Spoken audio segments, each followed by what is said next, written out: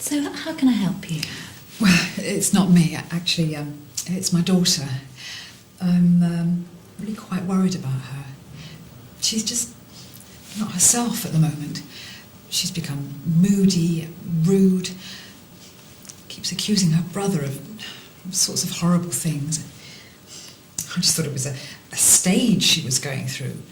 But two of her friends last week told me that they're really worried about her as well. She hasn't seen them and keeps saying bizarre things.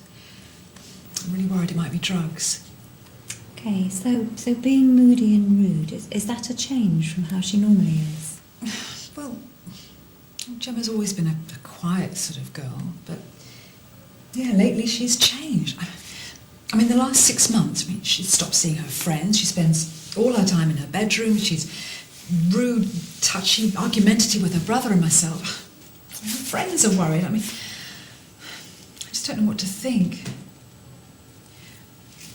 Do you think it might be drugs? Right, that's really difficult to say without actually seeing her.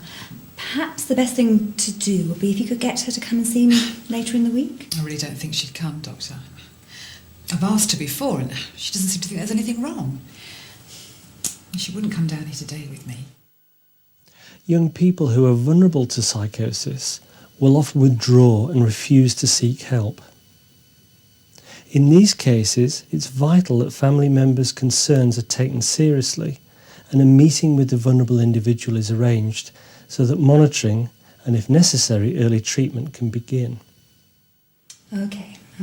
Well then, I'd better come out and see her at home. But it's really important that she knows that I'm coming to visit and also that you're there at the time that I call round. Thank you.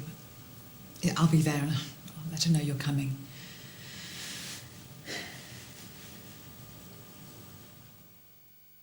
So, Max, what's the evidence about the link between street drugs and psychosis? Well, we know that street drugs are used by a significant minority of young people with psychosis. And we also know that drugs such as amphetamine and cannabis can exacerbate symptoms in those who are already affected. I think the accepted view is that drugs are a risk factor for psychosis, but there must be an underlying vulnerability there for it to manifest in symptoms.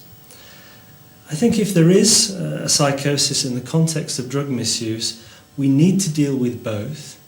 And also I think we also must not dismiss it simply as a drug-induced psychosis.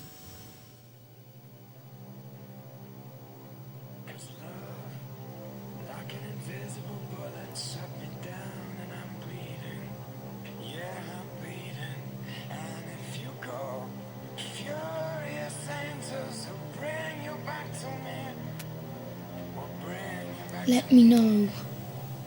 Let me know.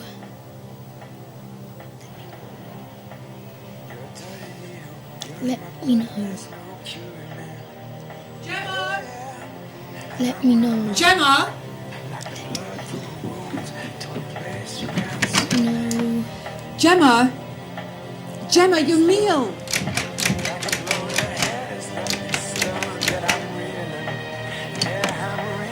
Gemma, let me in.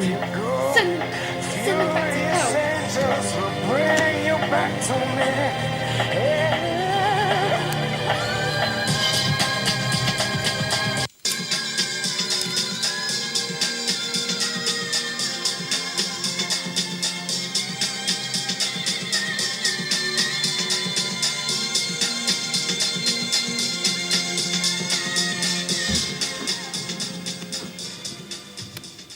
Hi, Gemma. Your mum popped into the surgery to see me earlier in the week because she's been a bit worried about you. How have you been feeling recently? Fine. Have there been any changes in the way that you've been feeling? No, not really. Why?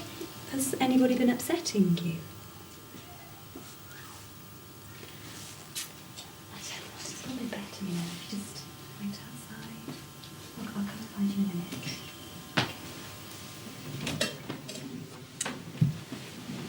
What you listening to there?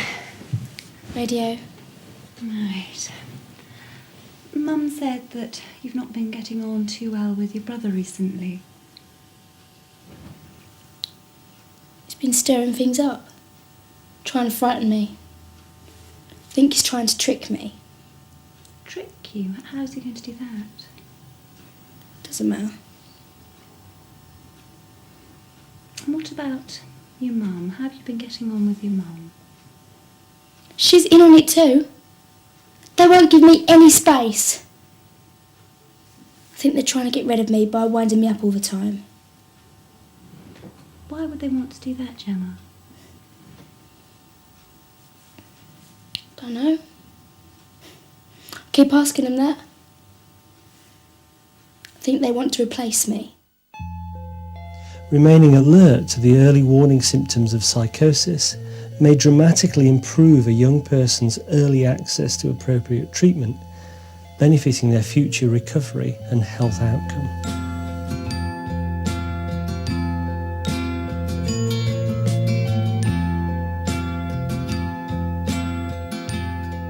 First episode psychosis is relatively rare in primary care. In a practice of about 5,000 patients, you could expect about one person per year to develop a psychotic illness.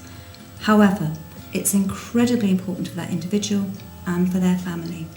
Therefore, it's important for us in primary care not to simply wait and see, but to keep an active watching brief if we feel that somebody is developing a psychosis.